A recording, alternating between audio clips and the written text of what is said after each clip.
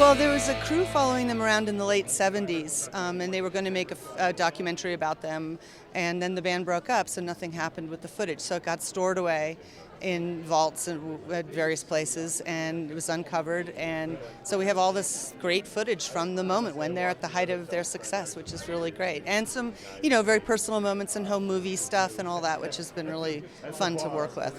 Yeah, back in late 1976, early 1977, we played in Washington, D.C., and a documentary filmmaker named Vicki Hochberg came out and filmed us, and much to our surprise, because we all loved Medium Cool, the DP on the shoot was Haskell Wexler, and I said, "That Haskell Wexler?" "Yeah, that Haskell Wexler." So we had a really good little guerrilla crew when we went and did that, and to be able to go back and find that is it's a treasure. Yeah, it's our first time in the film premiere world, and it's kind of fun. Oh, it's kind of a mixed emotion. It's I'm a very private person, so it's a little bit difficult for me to sit there and watch some of those things. But we put it all out there. We took our director's advice and we left everything, and we left in some unpleasant moments and some embarrassing moments, and we wanted it to be a legitimate, balanced documentary. It'll be fun to show this movie. It's kind of like, it's like our little secret. We've been kind of sleeping on this thing, so this will be an unveiling. We'll see how everyone responds. It should be fun. The other thing to remember about it is it's not just about us.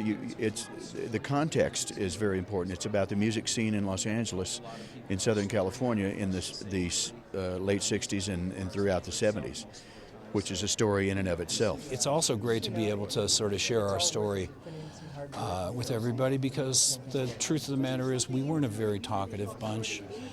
We certainly didn't overexpose or do much of that. So it's nice, and it's nice to do it up here in the mountains. We started playing in Aspen, Colorado in 1971. We were driving in today, and we said, "Oh, doesn't this remind you the great, the Rockies?" It's a fun thing. It seemed like if we could do the story, their classic rock and roll story of the coming up from nowhere to the rise, and then breaking up at the moment of their greatest fame. That would be it's the classic rock and roll story. So I jumped in as a producer, doing some of the key interviews, and then Alison Ellwood, my longtime collaborator, would direct. That's how it worked. We all did individual interviews.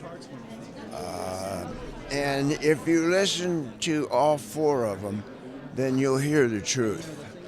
But any one of them individually is just, that's what Dave thinks, not necessarily all of us. If we're going to tell this story, we have to tell it honestly. Everybody has to be involved. So people who fell out, people who are still in, everybody should talk.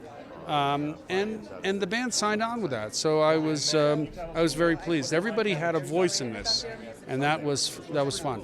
I think it's a good piece of work. I'm pretty proud of it. Good. We're really here. Do they have popcorn here? Yeah, he says good. he's not going to watch unless there is popcorn. Yeah.